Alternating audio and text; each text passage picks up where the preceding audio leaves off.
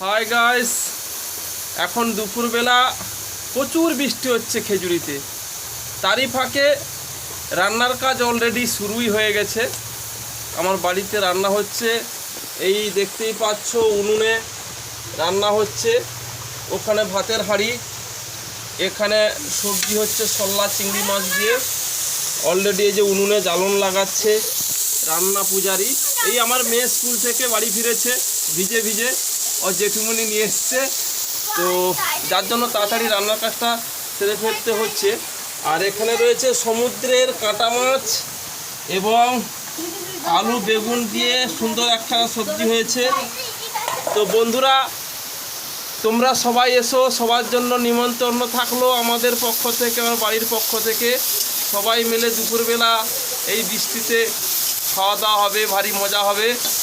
তো by, tata, দেখা হবে আবার পরবর্তী ভিডিওতে। রান্না পূজারি এক মনে একদম রান্না চালিয়েই যাচ্ছে।